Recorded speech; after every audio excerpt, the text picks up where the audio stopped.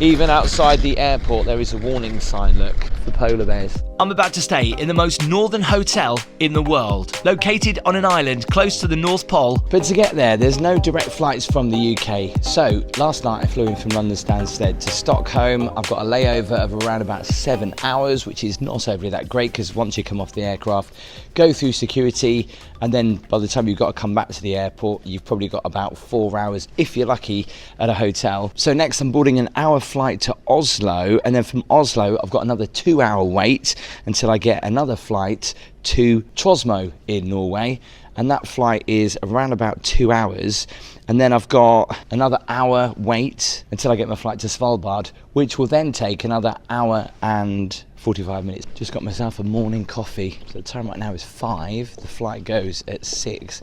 I tell you what, if you've never flown from Stockholm Arlanda Airport, this place is absolutely huge. I'm in Terminal 5 at the minute, and just to get from one side of the terminal to the other has taken me around about 30 minutes walking. It's crazy. Obviously in these situations, travelling light is the best option, and to save a little bit of money, I'm just going with a backpack. Do you know, it's actually amazing how much you can fit in these bags. I'm only there for a couple of days, obviously wearing my warm coat, which helps.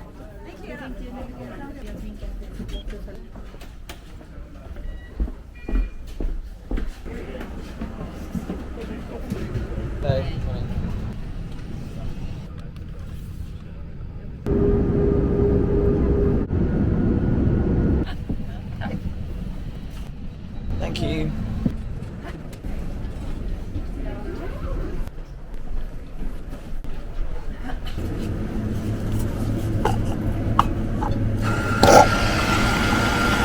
So I've got a 2-hour wait, so I thought I'd get myself some breakfast before we head on the next flight.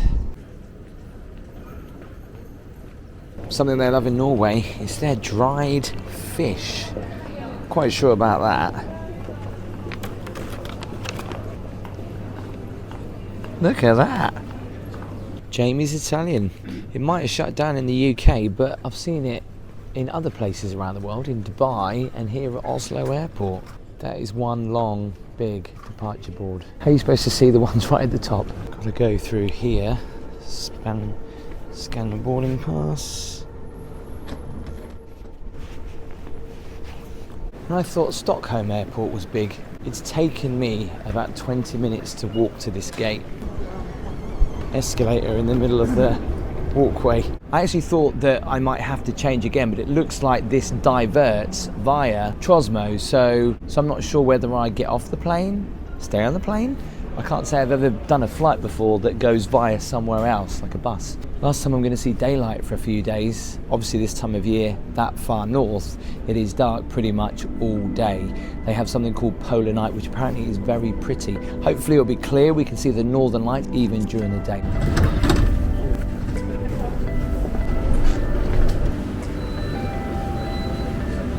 Good morning, ladies and gentlemen. Very welcome on board to Scandinavian Airlines and Star Alliance in this flight bound for Tromsø and then onwards to Spitsbergen.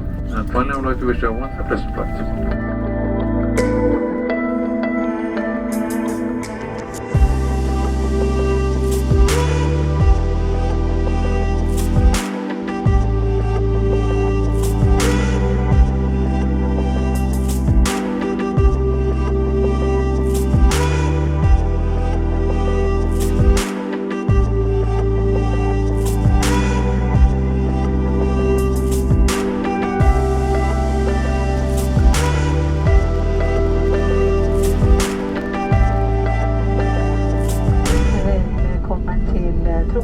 Vi ber dere bli sittende med sikkerhetsbeltet fastspennt om inngangen og nødutgangen fri for all håndbagasje. Okay. Yes. Just straight forward over there. Okay, thank you. Yeah, in the middle of a snowstorm. So we are actually going on this aircraft, but we've got to get off and wait 40 minutes. We've got to clear the runway again, and then we'll get back on. This way. That snow's really coming down. That was quite a scary landing actually in that snow. Literally, I've never touched down in a blizzard before. But hats off to the pilot, he did a great job. Where am I going? Follow this lady. Whew. So currently just waiting in here to go back on the plane. The only thing food and drink wise is this vending machine. I don't know if I was reading that machine right, but that said 35 euros for a Snickers bar. I hope that's Swedish kronas. It's funny, if we're in the UK right now, all the airports would be closed, wouldn't they? Back on the aircraft we go. So it is only 1 hour 45 minutes left to go. Last little bit of daylight I'm going to see for the next 2 days.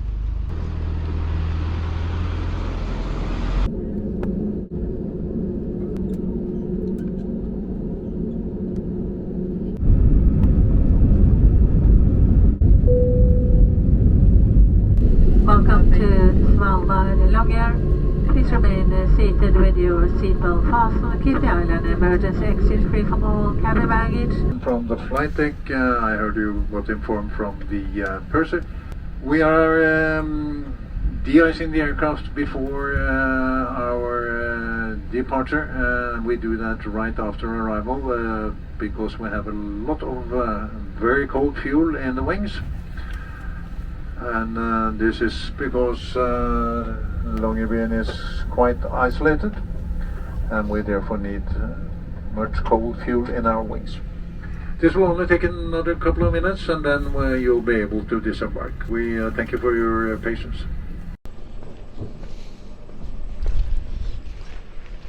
Well, we are the only aircraft on the runway. Hi. First thing that greets you is a polar bear. Tell me that's not a stuffed polar bear. But it doesn't seem as cold or as snowy as Oslo, which I guess is a good thing. So now I've got to try and find a taxi to make my way to this hotel. I can't see any taxis. This is so slippy though. I said it didn't feel as cold, I was wrong. The wind chill is really, really cold. Even outside the airport there is a warning sign, look, for polar bears. Thanks, Mr. Bus Driver. I don't know whether you can see those mountains. I don't know if the camera picks it up, but they are overpowering over on that side and on that side. They look like they almost protect the town. So this is the main town of Longyearbyen, and it stretches all the way down to where my hotel is. But down here, there's restaurants, there's hospital, there's schools, there's shops. There is everything you could possibly want from a small little town.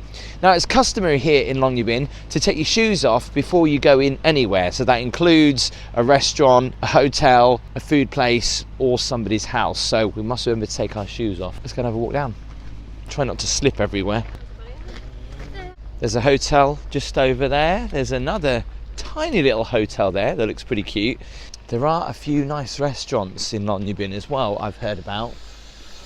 But they're all really cosy inside as well, with all the little lights in the windows and the Christmas trees on. This is just sheer ice that I'm walking on. In fact, some of these shops wouldn't look out of place in Canada, actually. There's a polar bear out there. A little gift shop.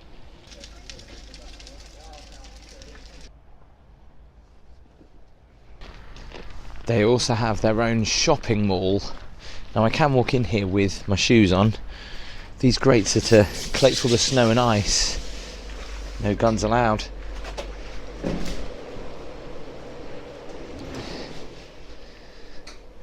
Loads of little boutique shops in here.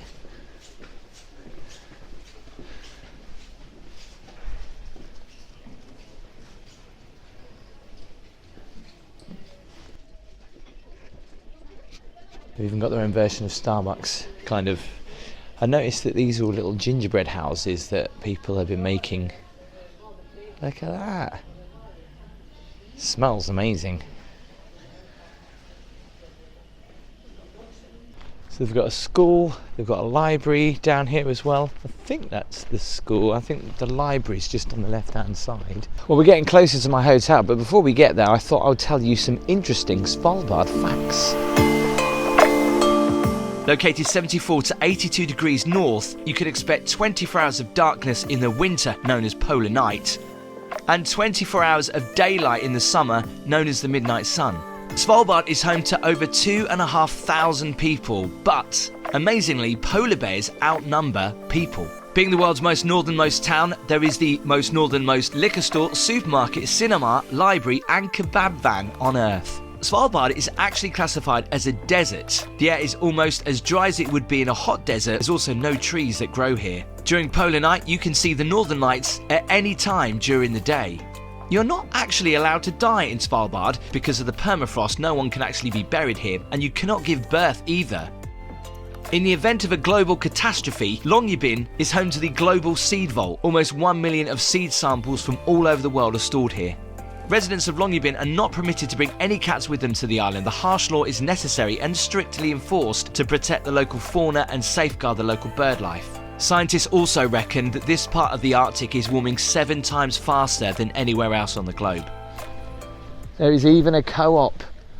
This supermarket is absolutely huge. I mean, there's over 2,000 people, or maybe 3,000 now, living on Svalbard. And this is, I think, the major supermarket, but it is just ridiculously big. I mean, you can get everything in here. What is that? That looks tasty and festive. Even here in the Arctic, you can get Prime. We got Prime, boys.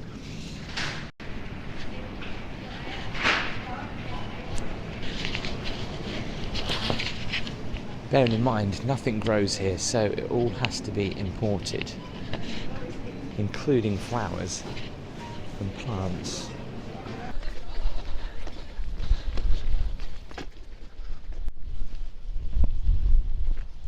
Lonely little Christmas tree. And here it is behind me, the most northern hotel in the world. It's the Radisson Blu Polar Bear Spitzberg, and it's literally right on the edge of town. Let's go check in. So they've got a restaurant and they've got a pub in here. Looking forward to this. Let's hope it's nice and warm in there.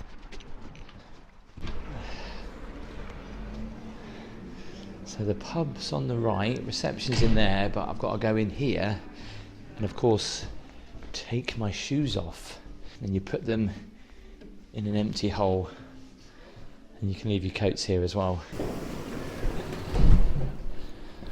Hello. Just checking in, please.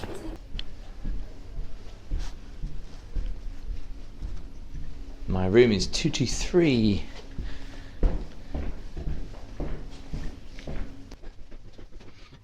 Two, down here. Bit clinical. And here's my room. This is actually my first experience staying in a Radisson Blu.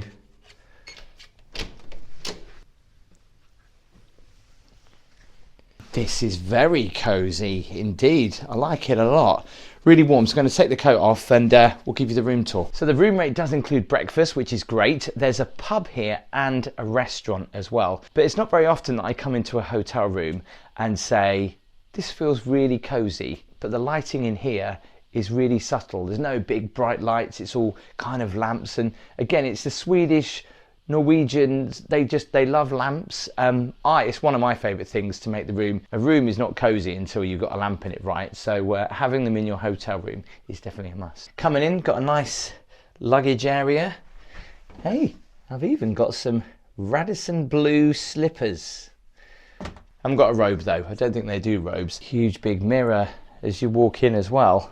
Nice big TV, nice luggage rack. There's a nice little desk over here. Welcome to the wilderness. You're now on Svalbard, the ultimate destination for northern light spotting, situated just 1,300 kilometers from the North Pole. It's the closest I've ever been to the North Pole. They also have excursions here too. What's quite nice is that they're embedded in the desk. Quite a nice idea. Nice chair. So even if you did want to do a little bit of work, you've got a nice desk here. And a very nice comfy chair. A nice place to relax, maybe read a book. What's the view outside? Obviously you can't see anything because it's dark, but you can see the town in the distance. So the tea and coffee facilities on this nice little leather tray. Very nice. Tea, coffee, Earl Grey in there. Love those cups, and a nice little kettle too. Check out the headboard. Suede? That is really nice. Complemented by the lights and even the little side tables. A couple of USB charges. Nice little bit of historic information about Svalbard. Let's do the all-important bed test. Oh, that is comfy. There's one thing about the beds that I've stayed in Sweden and in Norway. They are always so comfortable. The night sleeps in them are always amazing. And they are quite different because as you lift them up, you have your duvet always folded, and then you have your mattress, which is very thin, but then the rest of the bed is on a big squishy kind of mattressy type thing anyway. So it's ultra soft. And one of the best things about it is that when I'm checking for BBs, it's not so difficult to check what lies behind the door. The bathroom, your basic bathroom. Oh, very warm in here. Underfloor heating, nice. Pretty basic though. Arctic Pure hand wash. And they do have a pretty big bath stroke shower. Although the shower head's quite small, I'm not going to complain because I'm definitely looking forward to having a bath. Bathtub, not too bad. A couple of towels, ooh, fairly rough towels actually. I've got a hairdryer in here, some cups. Drinking water in Svalbard is perfectly fine for you to drink. In fact, it's some of the best, freshest water you can probably drink. Tissues there. And there's the loo. So being my first time in the Radisson Blu, just let me know in the comments if this bathroom is standard. Probably not because we're in Svalbard, but I'm not sure. I do love the bedroom, however. So they've got a restaurant and a pub that I can go in and get dinner. So I'm going to get washed up and we'll go for some food.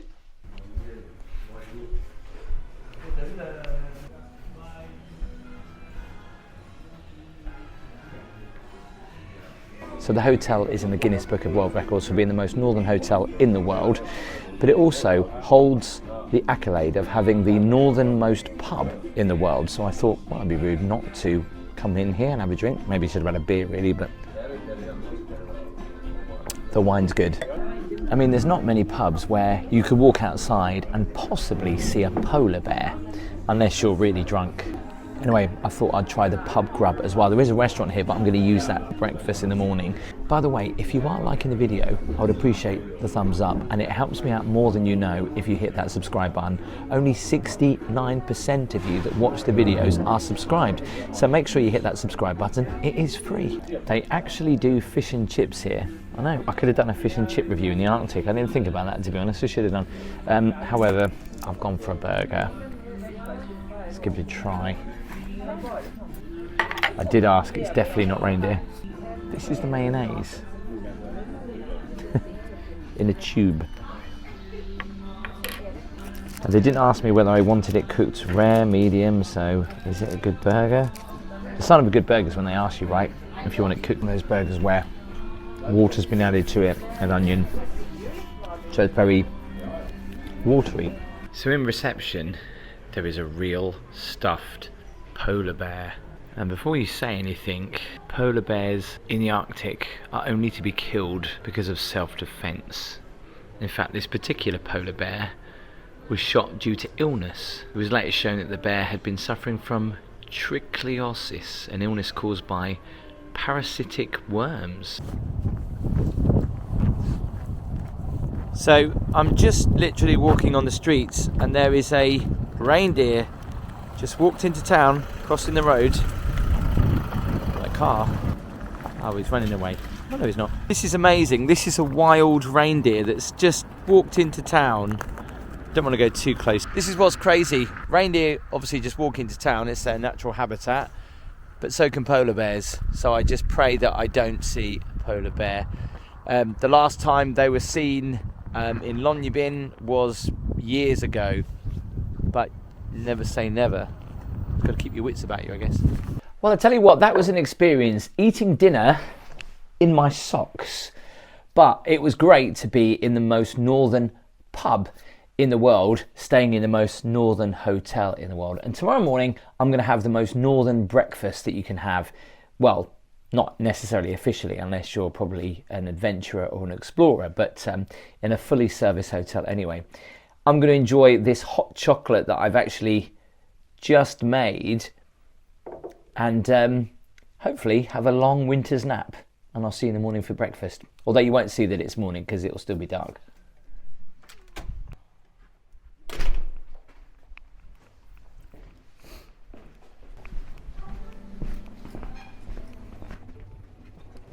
Morning. Look who's at the bar.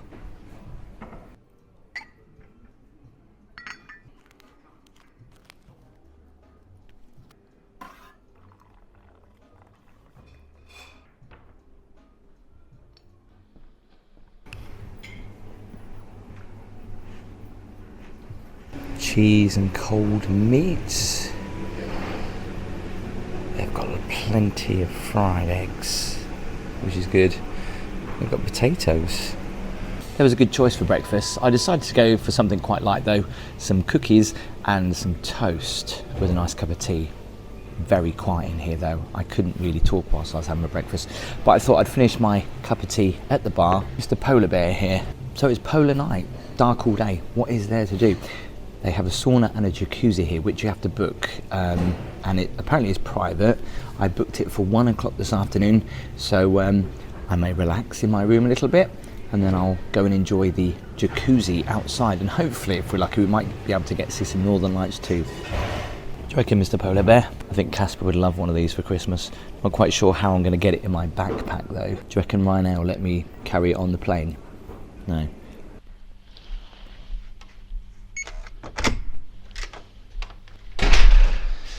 So here is the sauna and the hot tub. So the sauna is in here.